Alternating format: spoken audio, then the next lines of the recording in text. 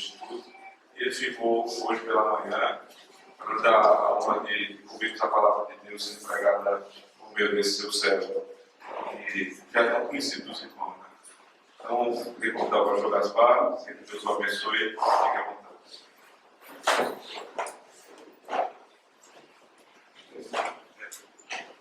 Bom dia, irmãos. Quero agradecer a receptividade, poder estar com os irmãos mais uma vez. Nós tivemos aqui para a formatura, né, da primeira turma do Instituto João Lopes, e o reverendo Augusto me convidou para que eu pudesse ficar aqui pela manhã. Ele sabe que, na verdade, eu sou muito fujão, né? Daí ontem aqui pegaria a estrada de volta para Recife, né, como algumas vezes ele havia insistido. Eu sou muito caseiro, né? Sou muito de ficar fora de casa.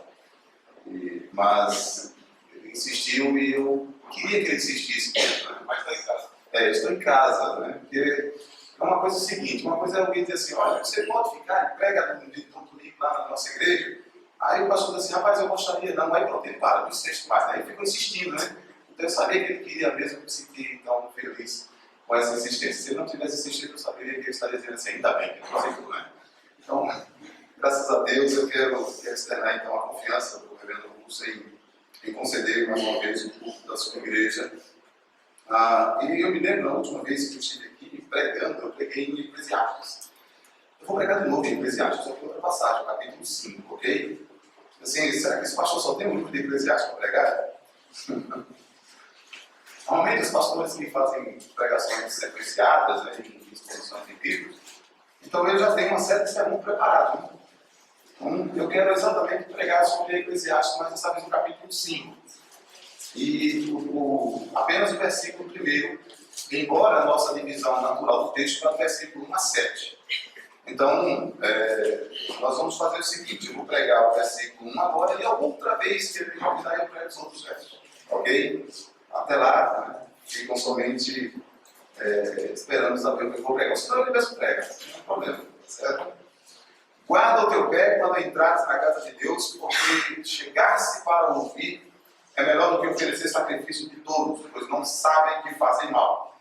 Não te precipites com a tua boca, nem com o teu coração se apressa quando pronunciar palavras alguma diante de Deus. Porque Deus está nos céus e tu estás sobre a terra. Assim sejam poucas as tuas palavras. Porque dá muita ocupação pelos sonhos e a voz do tolo da multidão das palavras. Quando a Deus fizeres algum voto, não tardes em cumpri-lo, porque não se agrada de todos. O que votares, paga. Melhor é que não votes do que votares e não cumprires. Não consintas com que a tua boca faça pecar a tua carne, nem diga diante do anjo que foi eu. Por que razão se iraria a Deus contra a tua voz e destruiria a obra das tuas mãos? Porque como na multidão dos sonhos da vaidade, assim também nas muitas palavras, mas tu teme a Deus. A palavra do Senhor seja aplicada aos nossos corações, nossa edificação. Como eu disse, eu vou expor apenas o versículo 1, e eu quero já antecipar o tema desse versículo, dessa perícope, diz respeito à adoração.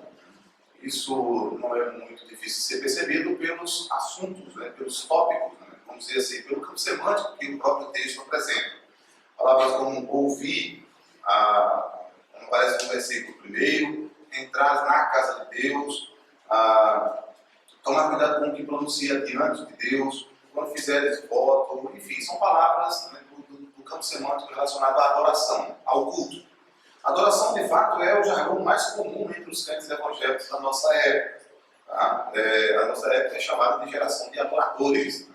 Há congressos, eventos sobre verdadeiros adoradores, há cursos de como se adorar a Deus, há uma efervescência cultica. Os nossos cultos já são chamados de cultos de louvor e adoração.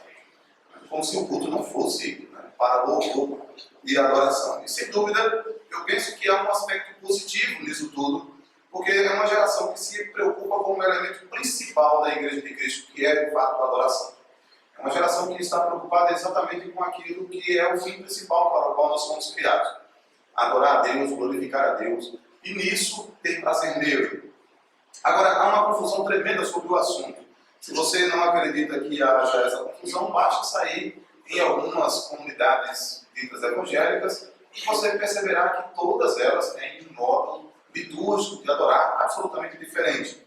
Muitos creem que a adoração tem a ver com técnicas, né? Outros creem que a adoração tem a ver com o silêncio que se faz ou com o barulho, né, que se tem. O problema com muitas igrejas hoje é que elas simplesmente ignoram o que a Bíblia diz sobre a adoração. Na verdade, elas até vão na Escritura, mas elas vão de modo pincelado, elas vão de modo a picotar, né, a escolher elementos da adoração. E no final das contas, o resultado disso é que cada um tem uma teologia ou suas próprias regras acerca da adoração a Deus. A única maior diferença entre a adoração bíblica e a adoração não bíblica está no fato de que alguns cristãos derivam as suas práticas da adoração da Bíblia mais as opiniões humanas ou das considerações pragmáticas. A única diferença entre a adoração bíblica e a não bíblica é que aqueles que dizem que adoram biblicamente têm a Escritura mais alguma coisa. É a Escritura mais o contexto, é a Escritura mais o pragmatismo, é a Escritura mais a opinião humana. Porém, em relação à adoração bíblica, aqueles que sabem o que é adoração, que nós vamos examinar um pouco mais hoje, seguem apenas os parâmetros estabelecidos na palavra de Deus. É apenas a Escritura. O dístico da Reforma Protestante, só a Escritura, é levado a sério também na adoração. E ao dizer sobre isso, é que há de fato uma preocupação legítima sobre a adoração. E nós precisamos estar preocupados com isso. Porque, meus irmãos, nós somos tendentes a pensar que a idolatria é apenas a adoração a falsos deuses. Mas a idolatria também é a adoração falsa ao Deus verdadeiro. O Deus verdadeiro também não aceita a adoração falsa. E isso é um problema que nós precisamos estar atentos. Se a nossa adoração a Deus, além de ser simplesmente formal, a adoração formal não quer dizer que é a adoração bíblica, mas é que se a adoração que nós prestamos a Deus corresponde de fato à sua revelação. A divisão do nosso texto não é difícil de ser percebida. Nós vemos no versículo 1, guarda o teu pé, e no versículo 7, teme a Deus. São dois imperativos que aparecem no texto. Então ela abre o texto com um imperativo e encerra o texto com um imperativo, ou melhor, encerra esse trecho que nós lemos. Isso já indica a intenção do pregador, daquele que a gente chamou de pregador, do Eclesiastes. Ele quer instruir a congregação, né? Ele correlete, aquele que prega a congregação, aquele que fala a congregação. Ele quer instruir acerca da adoração ao Deus que se revela. O texto é formidavelmente escrito com um formato em que apresenta-se da seguinte maneira: 4 admoestações ou imperativos com respeito ao culto divino, seguido das razões ou motivo para se atender a essas admoestações. Deixa eu explicar isso em termos mais simples. 4 admoestações: guarda o teu pé para quando você chegares à casa de Deus, seguido das motivações ou razões. Por quê? Sempre desse modo: não te precipites com a tua boca, nem com o teu coração se apressa a pronunciar a palavra alguma diante de Deus. Por quê? E assim, desse modo, 4 demonstrações seguidas das suas razões no tocante à adoração a Deus. E essas motivações são acrescentadas, a essas motivações são acrescentadas citações ou comentários para serem reforçadas. Tá? E aí ele diz: guarda o teu pé, porque chegar-se é melhor, para ouvir é melhor que. Então nós temos uma estrutura simples de ser vista no texto, não é absolutamente nada extraordinário. É uma leitura simples, porque, meus irmãos, a adoração a Deus não é complexa. O que Deus revela sobre a adoração não é coisa complexa. Não é coisa que alguém não possa perceber. Apenas aqueles que seguem o curso de seus próprios corações ou suas próprias imaginações, que recaem, de fato, na supressão da verdade, para usar a expressão que o apóstolo Paulo utiliza. Então, o escritor aqui mostra que, quando Deus revela sobre a adoração, ele não revela confusão. Ele revela de modo claro. Se há confusão, é porque as pessoas estão deixando de lado a clareza da revelação e seguindo as imaginações de seus corações. Muda-se o tom do discurso agora no capítulo 5. E eu acho isso do Eclesiastes espetacular. Porque ele vinha, desde o capítulo 1, observando a natureza, observando o tempo, observando as coisas do dia a dia relacionadas à prática diária, ao trabalho. Ele vinha observando a vida comum. E ele passou dessa observação para uma digressão. É esse capítulo aqui que nós lemos.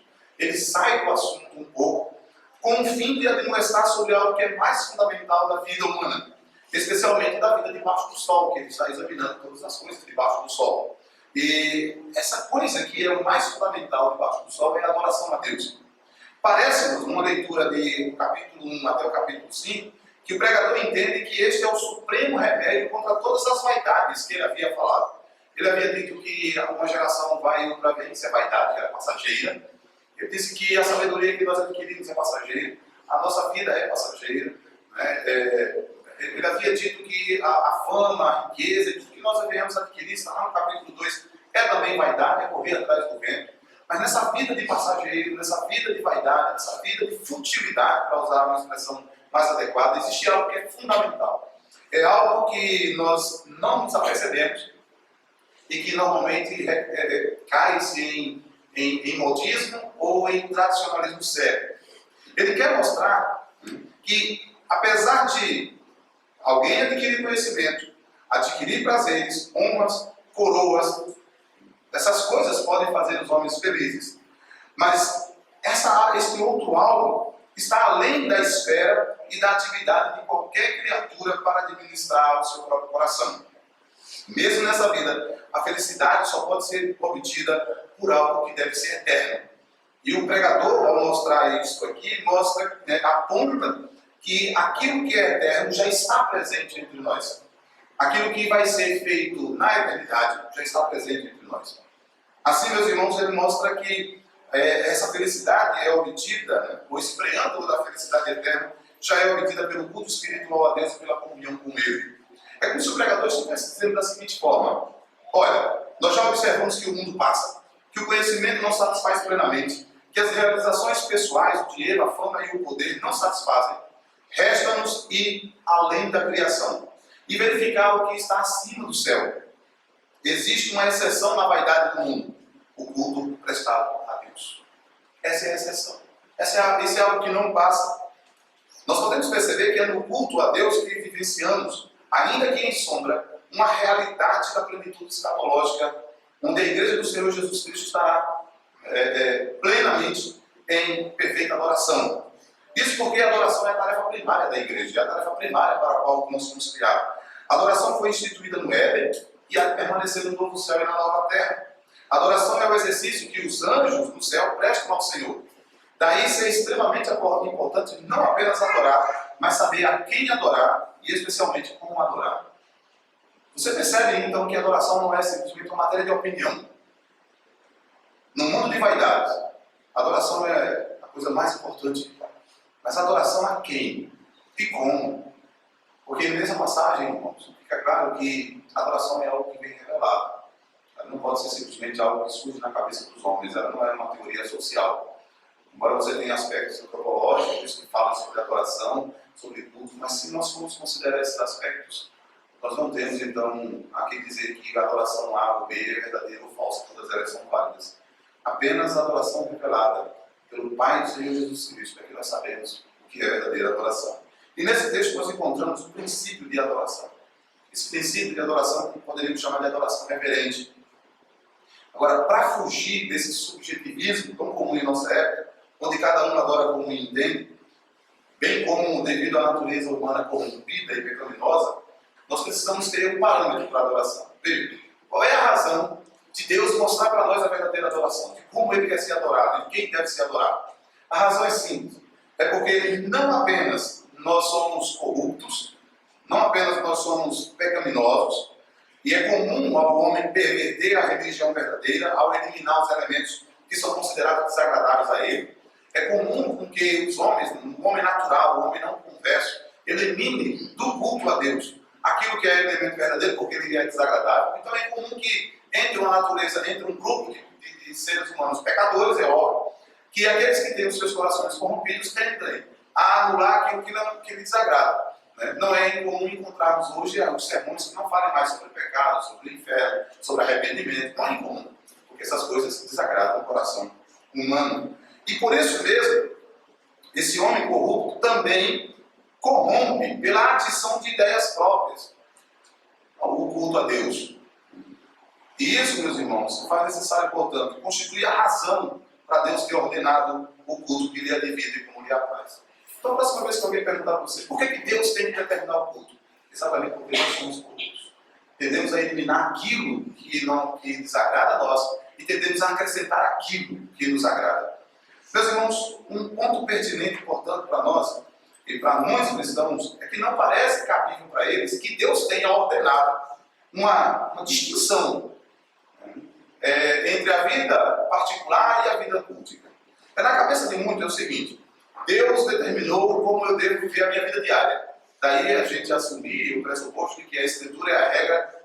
Nós cremos que a Escritura do Antigo e Novo Testamento constitui a nossa única regra de prática. Dizemos de fé, mas não é bem assim, de prática. Então, para muitos, não parece ser tão objetivo o fato de que Deus também determinou uma prática cultural, um modo de adorar. O pastor Samuel Waldron diz assim: parece que um dos obstáculos de ordem intelectual que impede os homens de aceitarem o princípio regulador do culto é que este envolve a ideia de que a igreja e seu culto foram ordenados de maneiras distintas, diferente do restante da vida. No que concerne ao restante da vida, Deus estabelece para os homens os grandes e abrangentes princípios da sua palavra, e de acordo com os limites estabelecidos nessas orientações, permite que eles conduzam a sua vida da melhor maneira que puderem. Agora, quando diz acerca do culto, o princípio regulador envolve uma limitação da iniciativa humana. E por isso mesmo, as pessoas tendem a rejeitar uma ordem vinda da Escritura acerca do culto. Não sei se você está compreendendo o que é que o pregador vai fazer nessa passagem. Ele está dizendo que você pode ter o seu trabalho, que você pode ter a sua maneira de ganhar o seu dinheiro lícita. Ele pode dizer que você pode encontrar sabedoria, correr atrás de conhecimento. Ele diz que você pode administrar os seus bens. Ele diz que você pode administrar o seu tempo. Ele vai ensinando você esses princípios, ele vai lhe mostrando esses princípios debaixo do sol. Mas quando ele chega no culto, ele diz: não é assim que funciona. Tocar teu culto é de outro modo. Tocar teu culto não é como você... você pode até gostar de torcer por um time fora do culto, mas no culto não tem um time para ser torcido. Você pode até gostar de ouvir certas músicas lá fora, mas no culto não é qualquer música a ser cantada. Você pode até gostar de ouvir certos palestrantes, mas no culto não é a palestra que deve ser dada. No culto é algo absolutamente distinto da vida. O culto que nós prestamos pode até ser levado, os elementos e os aprendizados do culto para a nossa vida. Mas no culto existe um princípio regulador. Esse nome é abominado por muitos da nossa época, inclusive nossos da tradição reformada, ou pelo menos se diz reformados. Não é incomum encontrar no nosso meio, portanto, na própria carne, pessoas da nossa tradição que negam aquilo que é chamado de princípio regulador. Porque, meus irmãos, assumir o princípio regulador é assumir que existe uma diferença entre a maneira como o culto da igreja deve ser regulado e a maneira como o restante da sociedade e da conduta humana devem ser ordenados. O princípio regulador do culto está sujeito a ofender muitas pessoas por considerarem-no como opressivo, específico e, consequentemente, sob suspeita por não estar de acordo com a maneira de Deus lidar com os homens e orientá-los em outros aspectos da vida. Então, por exemplo, Deus não disse a você com quem você deve casar, ele deu princípios gerais para isso. Ele não disse que tipo de trabalho você deve ter. Você tem vocação para certos trabalhos, lícitos, justos, mas ele não disse que você deve ser um médico ou um vendedor ou um comerciante. Ele não disse, ele deu vocação. Mas no culto não funciona desse modo. Porque se assim for, a adoração verdadeira reverente, a adoração reverente, bíblica, não está relacionada apenas com uma disposição de coração. O que é fundamental para a adoração. Porque a adoração é em espírito, mas ela também está relacionada com uma disposição, com a forma e o conteúdo. Com a verdade. Então, aquilo que a Escritura ensina de adorar a Deus em espírito e em verdade, diz respeito não apenas à disposição do coração, e não em sinceridade do coração, mas na verdade que é revelada. A exposição desse texto, portanto, mostra exatamente o que é isso, o que é adoração segundo Deus, o que é adoração segundo a revelação bíblica. O princípio regulador do culto a Deus deve ser restabelecido e resgatado, e deve ser propagado, e deve ser ensinado. É somente uma maneira, só tem essa maneira da gente poder corrigir a Babel gospel que nós temos vivenciado, a Babel litúrgica que nós temos vivenciado, inclusive em nosso meio. E aqui o elemento principal dado, que abre todo o texto, e os outros elementos serão vistos quando o reverendo Augusto me expuser, ou eu tiver ocasião, eu já estou me convidando para uma próxima vez. Né? O primeiro elemento que vai servir para a correção dessa papel litúrgica aparece no versículo 1. Guarda o teu pé quando chegares ou entrares na casa de Deus, porque chegasse para ouvir é melhor do que sacrifício de tolo, pois não sabem que fazem mal. Porque, meus irmãos, o princípio de adoração verdadeira passa pela centralidade de ouvir a Deus. Esse é o primeiro princípio. Obviamente eu não vou expor os outros. Vou expor o principal elemento. Ouvir a Deus. Mas como ouvir? Essa é a primeira demonstração imperativa. Ela tem a ver com entrar na casa de Deus. Veja, é claro que ele está falando numa época em que o templo estava erguido. Ele está falando numa época em que havia o templo, chamado de casa de Deus. Agora, por um momento, nós vemos o ajuntamento daqueles que vão ao templo. E eles adentram a presença de Deus, que é muito mais a ideia presente aqui no texto. As palavras dadas aqui pelo autor, guarda o teu pé, mostra que ir a esse ajuntamento, onde essa congregação agora, né, o cavalo, né, de Coelete, se reúne, onde esse ajuntamento está, é assunto sério. O ajuntamento desses que vão agora, não mais ao templo, mas que estão se ajuntando para ir à presença de Deus, não é um assunto sem importância, é um assunto seríssimo. Assim como o templo, também esse ajuntamento é de Deus. Guarda o teu pé quando entrares na casa de Deus. Não somente o templo era, mas o ajuntamento também. E há, nesse caso, uma grande diferença entre a casa de Deus e a minha casa. As pessoas vão a esse ajuntamento, mas elas falham em se aproximar de Deus, pois além da mera formalidade poder ser confundida com reverência, confunde-se esse ajuntamento com outras atividades regulares, ou, no pior dos casos, nos meros encontros pessoais para passar um tempo de entretenimento. Parece o seguinte, a gente vem no dia do Senhor, a gente se encontra no dia do Senhor, no ajuntamento, e ele serve apenas para renovar as nossas forças para o dia da manhã. É somente isso. Ou para a gente encontrar, já que durante o restante da semana foi difícil, a gente quase não se via online, mas não é a mesma coisa. Meus irmãos, o autor deixa claro que guarda o teu pé. Ele diz que existe um modo correto e um modo errado de apresentar-se diante de Deus. Essa imagem evoca aquilo que a literatura sapiencial tem, de caminhar o caminho da sabedoria. Outras passagens bíblicas falam sobre isso, Provérbios principalmente. Elas apontam para um comportamento ético e justo diante da presença de Deus, segundo a revelação da vontade de Deus, definindo o resultado, inclusive, da adoração. Em outras palavras, a adoração bíblica deveria ser de acordo com esse comportamento justo, fundamentado na revelação de Deus, que é de onde vem a fonte da nossa sabedoria. A nossa aproximação de Deus não deve ser sem o conhecimento de como devemos fazê-lo. Deus é muito formidável na Assembleia dos Santos e para ser reverenciado por todos os que o cercam, disse o salmista. Muito fiéis são os teus testemunhos, a santidade convém à tua casa, Senhor, para sempre. Meus irmãos, o achegar-se a Deus não é uma atitude, portanto, sem sabedoria. O achegar-se a Ele é uma atitude justa e ética. Uma atitude justa. Somente aqueles que são justos ou justificados podem se aproximar do Senhor de maneira compreensível e de maneira sábia. Você entende por que nós temos então uma balbúrdia? É porque talvez nós não tenhamos muito justificados. Você entende por que nós temos uma confusão? É porque talvez os adoradores da nossa geração, talvez muitos deles, mas muitos deles, não foram ainda justificados. Não tiveram ainda a revelação da sua justificação. Eles não foram alcançados ainda pela justificação, pela fé. Eles ainda não foram nascidos de novo. Eles adoram um Deus pagão, eles são pagãos. A adoração deles é pagã. A maneira deles se aproximar de Deus é pagã. O modo de adorar a Deus é pagão. Porque eles não foram justificados. Eu sei que alguém pode dizer assim, está duvidando do coração, da sinceridade. Meus irmãos, a adoração não é sincera. A adoração tem que ser verdadeira. E a verdade não é a verdade dos nossos corações, é a verdade da sabedoria. Guarda o teu pé tem a ver, portanto, com o caminho da sabedoria. O caminho esse revelado pelo Senhor. Agora veja, como Deus é reverenciado na Assembleia. O texto diz, quando nós nos aproximamos, a razão desse ajuntamento. Por que há esse ajuntamento? Há ajuntamento para a gente passar várias horas cantando. Não. Há ajuntamento para a gente passar várias horas aqui levantando a mão, fazendo aquele auê, para quando sair daqui dizer, olha, o culto foi legal. Não. O texto diz, porque chegasse para ouvir é melhor do que oferecer sacrifício de tolo. Nós temos, portanto, um imperativo de reverentemente entrar na presença de Deus com sabedoria, e apenas aqueles que são justificados, justos, podem entrar na presença de Deus.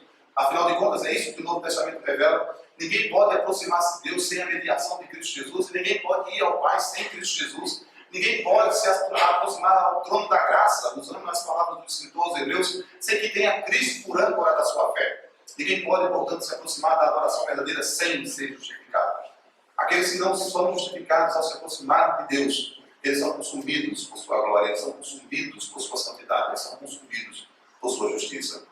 Lembre-se, meus irmãos, que aqui nós temos, então, como o Senhor mostra a maneira de nos aproximarmos dele, sendo justificados. Diz o texto agora, por quê? Porque chegasse para ouvir é melhor que oferecer sacrifício de todos. Vocês lembram aquela imagem de Moisés se achegando, vendo a sarça queimando? Antes de Moisés chegar à sarça, ele precisava esperar o Senhor dizer se ele deveria se aproximar de sandália ou sem sandália. É muito difícil, muito diferente da nossa época. As pessoas não querem mais saber o que Deus tem a dizer sobre a adoração. Elas querem se aproximar diante de Deus de qualquer jeito. Essa frase, porque chegasse a Deus para ouvir, é melhor que oferecer sacrifício todo, em termos sintáticos, nós temos a maneira e o objetivo.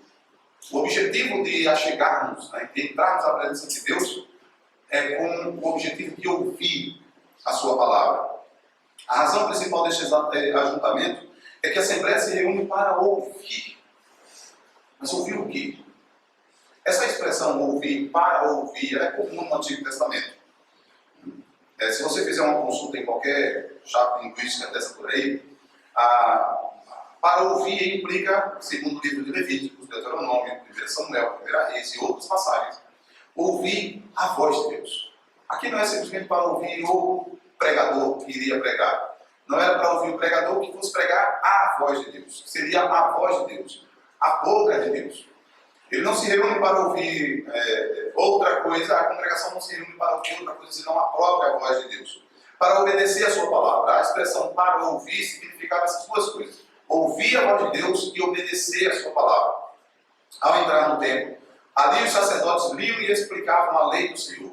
A comunidade da aliança ouvia a lei do Senhor, ouvia a voz do Senhor por meio daqueles sacerdotes. E isso era o ápice desse ajuntamento. Eles não iam com outro fim. Daí a maneira para ouvir, com o fim de ouvir. Subiam ao templo, eles subiam ao tabernáculo para ouvir a voz de Deus, para ouvir a sua lei, para ouvir a sua palavra, porque eles saberiam, a partir daquilo ali, eles saberiam não mais agir como touros, aprenderiam a não agir como touro. A razão de ouvir a voz de Deus é para não agir como tolo, não se fazer mal. Quando nós oferecemos a Deus, meus irmãos, aquilo que não foi revelado, nós estamos sendo tolos, porque nós não sabemos o que Ele quer. E nós não devemos ter a pretensão de oferecer a Deus aquilo que nós não sabemos o que Ele quer.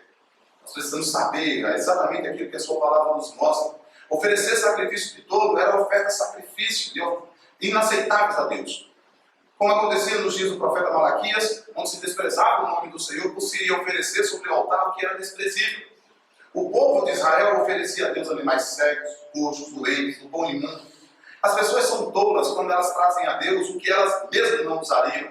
E elas são tolas quando elas se aproximam de Deus, quando Deus mesmo não disse como se deve se aproximar. A ignorância do tolo em não ouvir a Deus o predispõe ao erro em matéria de adoração. Os tolos não sabem como adorar a Deus em espírito e em verdade e pensam que pode agradar a Deus com atos formais, mas eles tropeçam em seus próprios pecados. Porque na verdade a tolice é isso, a tolice é a rejeição da verdade revelada.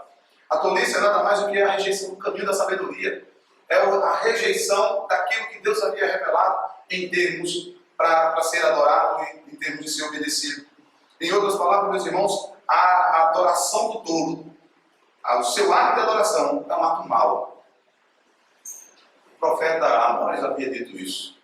Se vocês lerem o capítulo 5 de Amós, havia muita efervescência religiosa em Israel. Na era de ouro de Jeroboão II, havia cânticos, havia entrega de recursos financeiros, havia muita efervescência religiosa. E o Senhor disse, acho que de tudo isso, que isso não me agrada em absolutamente nada, porque havia um altar em Dan e outro em Betel. Havia adoração falsa em Israel. Meus irmãos, e a Assembleia dos Santos, quando nós fomos a ela, deve-se esperar encontrar esse ajuntamento para ouvir a palavra de Deus. A casa de Deus é o lugar para ler, para ouvir, para pregar a sua palavra. As primeiras questões que temos que nos perguntar quando nos preparamos para a adoração é: estou pronto para ouvir a Deus? Meu coração está aberto à sua instrução espiritual. Os meus ouvidos estão atentos para ouvir. E o que eu vou ouvir, de fato, vem da própria palavra de Deus. Não é estranho que as pessoas hoje procurem igrejas, não pela pregação que elas têm, não pelo ensino bíblico, pelo ensino da palavra, mas pelo tipo de tudo que elas oferecem. Meus irmãos, as pessoas precisam estar cientes, tal como o ensino nosso, Catecismo Maior, pergunta 160, o que se exige daqueles que pregam, que ouvem a palavra pregada? Exige-se dos que ouvem a palavra pregada que atendam a ela com diligência, preparação e oração, que comparem com as escrituras aquele que ouve, que recebam a verdade com fé, amor, mansidão e prontidão de espírito, como a palavra de Deus, que meditem nela e conservem a seu respeito uns aos outros, conversem a seu respeito uns com os outros, que a escondam em seus corações e produzam os devidos frutos em sua vida. Falando a uma congregação de crentes, a única coisa, o objetivo primário que vocês veem, a congregação é esse, para ouvir a palavra de Deus, para ouvir o Santo Evangelho, para ouvir acerca de Cristo, para ouvir acerca das grandes verdades da revelação bíblica. Meus irmãos, esse é o elemento principal na Assembleia Solene. Um culto sem pregação fiel não é culto a Deus. Você entende por que agora eu havia dito? Há muita efervescência religiosa nesse movimento gospel. Mas cadê a pregação fiel? É apenas um ajuntamento, não solene. É apenas efervescência religiosa, não solene, não bíblica. É adoração pagã. E nós vivemos exatamente dias difíceis, em uma época em que as pessoas são difíceis de ouvir. Elas se acostumaram a ouvir. É uma geração de videogames, né? De games e visual. E até mesmo os cristãos têm dificuldade de ouvir o sermão. Os sermonetes, né, são a tônica. Eles são os mais procurados. Aqueles sermões curtos, poucos minutos, e quando não são sermões, né, são apenas assim, um pequeno discurso motivacional, ou gracejos. As novas técnicas homiléticas imperiosamente ensinam que sermões longos e fadonham o público. Os cristãos se querem ouvir a voz de Deus, mas querem ouvir pouco. Os cristãos querem ouvir a voz de Deus, mas querem ouvir pouco. Essa dificuldade também reside no campo pastoral, no campo do ministério nosso, de pregadores. Estima-se que no Brasil a função do pastor evangélico hoje não é mais de ser o pregador, aquele que se afadiga na palavra para ensinar. Na verdade, ele é visto como pastores animadores, pastores empresários, pastores gerentes. E aí eles dividem o espaço com os pregadores à moda antiga, que investem tempo em ensinar, ouvir e aconselhar o rebanho de Deus. E não é por acaso que os cursos de teologias que proliferam no Brasil com tanta velocidade, quanto a essas novas igrejas, são cursos em que não há ênfase nem grego nem hebraico. E são ferramentas para a pregação. Não há ênfase na teologia sistemática, não há ênfase na teologia bíblica. Há ênfase em coisas mais práticas. Meus irmãos, a consequência dessa mudança é que os pregadores também esquecem que eles foram ensinados acerca da fidelidade na pregação. E os pregadores, que deveriam pregar a palavra que deve ser ouvida, tornam-se apenas comunicadores dos auditórios, porque eles pensam que tem mais coisas importantes a dizer do que Deus tem a dizer. Meus irmãos, o grande problema disso aqui é que eles tratam a pregação como um evento da comunicação humana. E o sermão é simplesmente um discurso ético, moralista e autoajuda. Os pregadores passaram a pensar que o sermão é apenas um discurso, uma comunicação humana, e não mais a voz de Deus. E aí você tem o pior de dois mundos.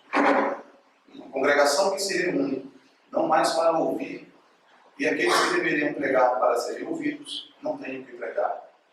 Você tem o pior de dois mundos. Meus irmãos, a tarefa da pregação sempre foi a tarefa primordial, até mesmo no Éden. Ali o Senhor pregou o primeiro evangelho. Anúncio de que ele derrotaria a antiga serpente e traria vida por meio do descendente do Senhor Jesus Cristo. Como criatura de Deus, os nossos primeiros pais deveriam proclamar a majestade de seu Criador. A voz do Senhor ecoou no Éden, chamando Adão. A voz do Senhor veio a Caim, chamando ao arrependimento.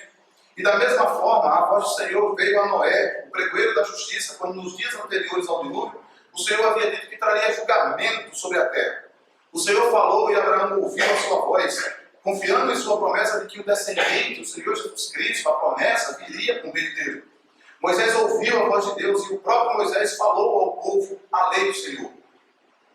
E por meio de cada profeta verdadeiro, o Senhor fez ouvir a sua voz até chegar o grande profeta, até chegar aquele que Moisés havia predito, até chegar, na verdade, o verbo de Deus, a própria voz de Deus encarnada no Senhor Jesus Cristo, a palavra encarnada.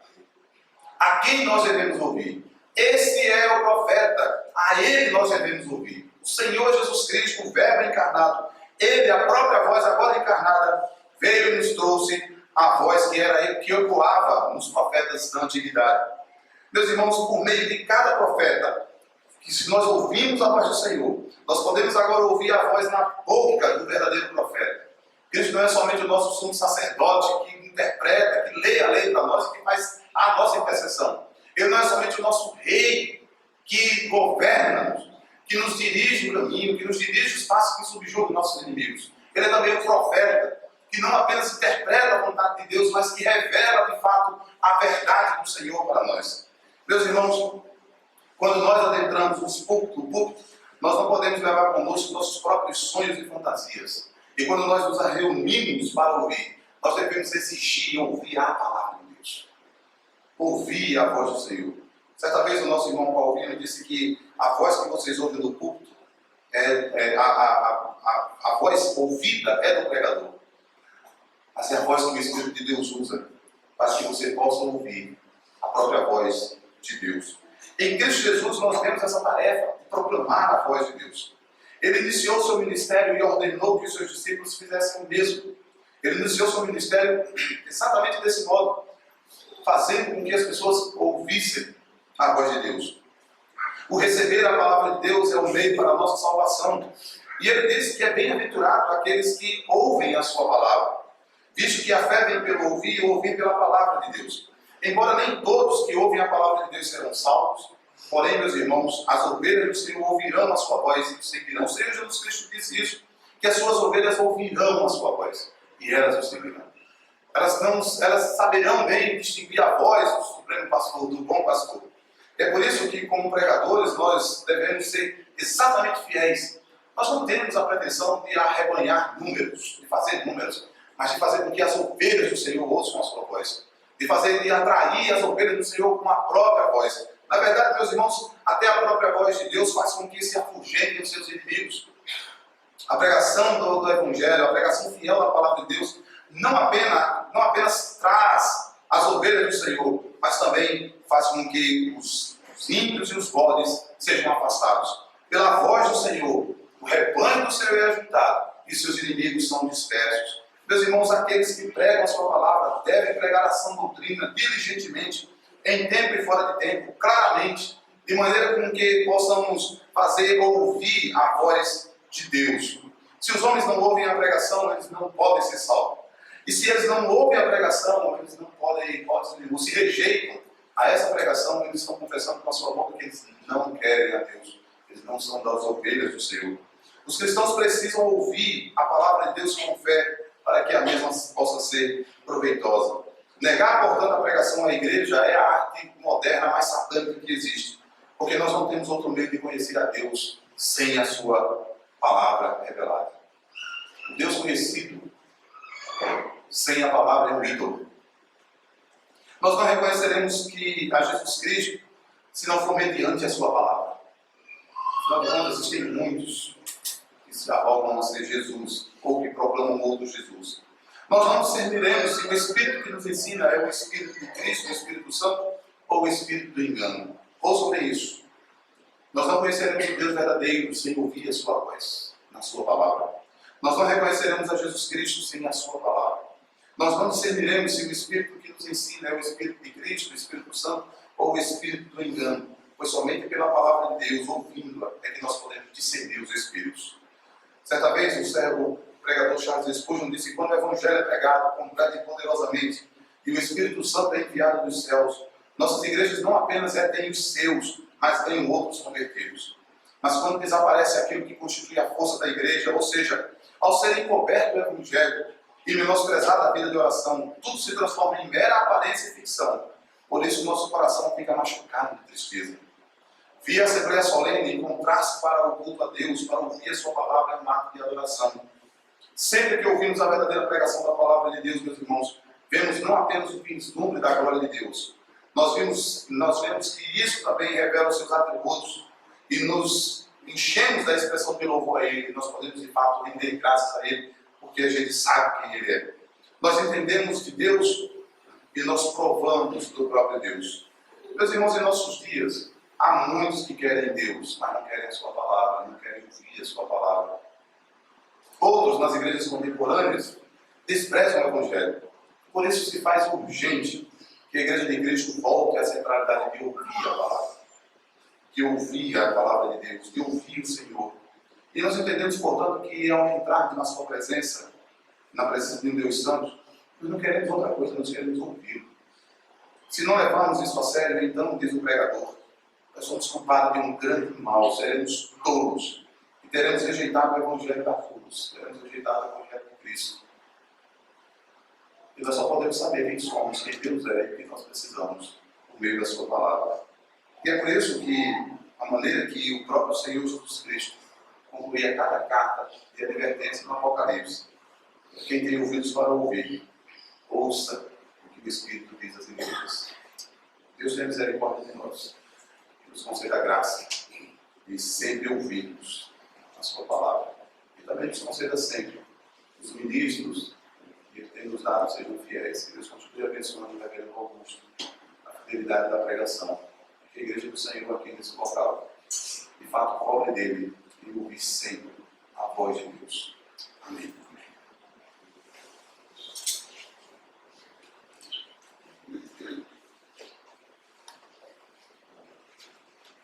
Convido a igreja a ficar de pé, vamos orar ao Senhor.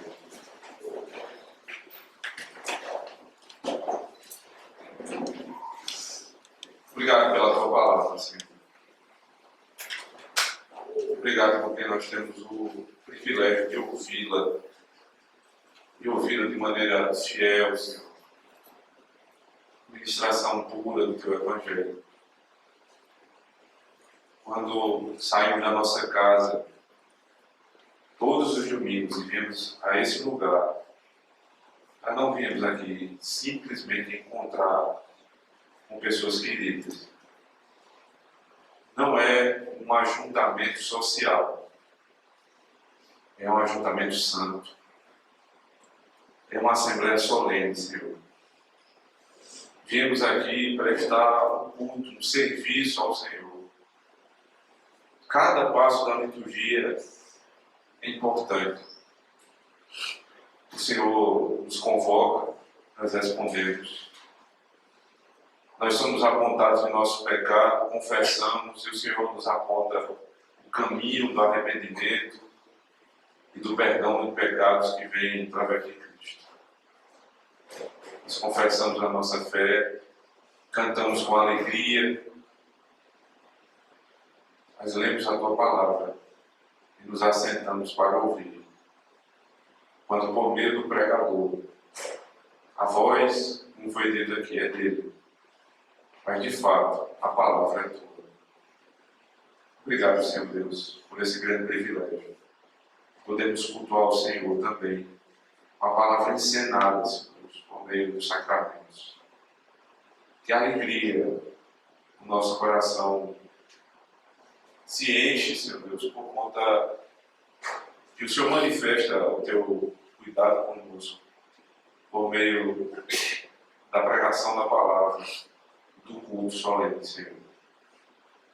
No mundo em que tudo coopera contra tudo isso, Senhor, nós temos a alegria, Senhor Deus, o regozijo de podermos ouvir a Tua voz.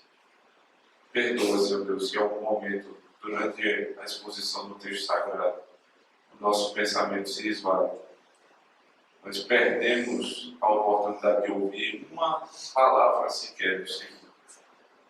E se, de algum modo, nós não nos preparamos para isso, Senhor. Muitas vezes nós não cuidamos do nosso sono na noite anterior, aquilo que fizemos ontem, chegamos cansados à tua casa, Senhor. Oferecemos um culto de todos, porque não temos nem condições de estarmos aqui. Perdoa, Senhor Deus, a disposição do nosso coração. Nos ajuda, Senhor Deus, a sermos cada vez mais santos, puros, não só lá fora, mas também quando viermos para cultuar o Senhor. Oramos em nome do Teu Filho amado, Senhor Jesus Cristo, a palavra viva, encarnada e eficaz para a salvação e correção dos santos. Amém. Amém. Você me abençoe, irmãos. A graça do nosso Senhor e Salvador Jesus Cristo, o grande amor de Deus, o nosso eterno e bondoso Pai, o poder e as doces consolações do Espírito Santo de Deus estejam sobre vós, povo da aliança, hoje e sempre. Amém. Vamos cantar a Trindade. A Deus supremo benfeitor, anjos e homens em louvor. A Deus o Filho, a Deus o Pai, e a Deus Espírito, glória. Amém. Pode sentar.